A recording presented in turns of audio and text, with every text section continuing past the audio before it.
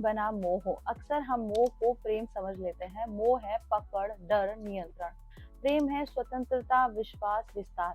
जहाँ स्वतंत्रता है वहीं सच्चा प्रेम है। संसार में रहकर मुक्त कैसे रहें? मुक्ति का मतलब दुनिया छोड़ना नहीं है, दुनिया में रहकर भीतर से स्वतंत्र होना है। काम करो पर परिणाम से न बंधो, संबंध निभाओ पर उनमें खो मत। त्याग का अनुभव कैसे करें? जब मोह कम होता है, मन हल्का होता है, चिंता घटती है, भीतर स्थिर शांति आती है। यह शांति बाहर की किसी वस्तु से नहीं मिलती है। जीवन में अभ्यास रखना है, रोजमर्रा में कैसे अपनाएं। छोटी छोटी अपेक्षाएं छोड़ना शुरू करो, हर स्थिति को स्वीकारने का अभ्यास करो, मेरा शब्द कम इस्तेमाल करो।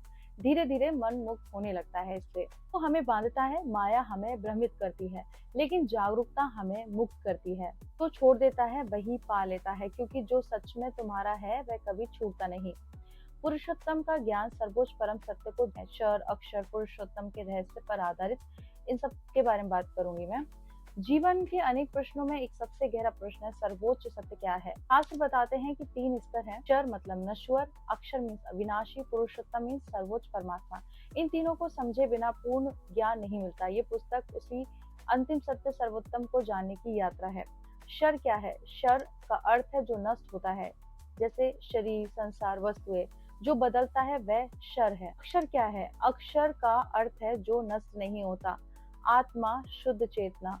ये शरीर से परे है। पुरुषोत्तम क्या है? पुरुषोत्तम का अर्थ है सर्वोच्च पुरुष मतलब परमात्मा। तो क्षर और अक्षर को दोनों से परे हैं, जो सबका स्रोत है, सबको धारण करते हैं, वही अंतिम सत्य है। तीनों का अंतरस्तर और स्वरूप को समझते हैं और इनकी विशेषता को जानते हैं। क्षर है शरीर, संसार, नश्वर है। अक्षर है आत्मा, अविनाशी।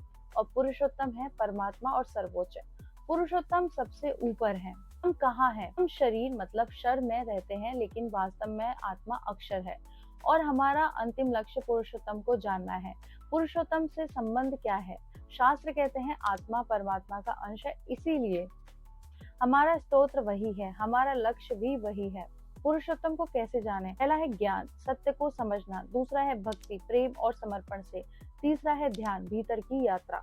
अनुभव का महत्व क्या है? पुरुषोत्तम को केवल पढ़कर नहीं जाना जा सकता है, उसे अनुभव करना पड़ता है। जब अनुभव होता है तब मन शांत होता है, अहंकार समाप्त होता है, आनंद की प्राप्ति होती है।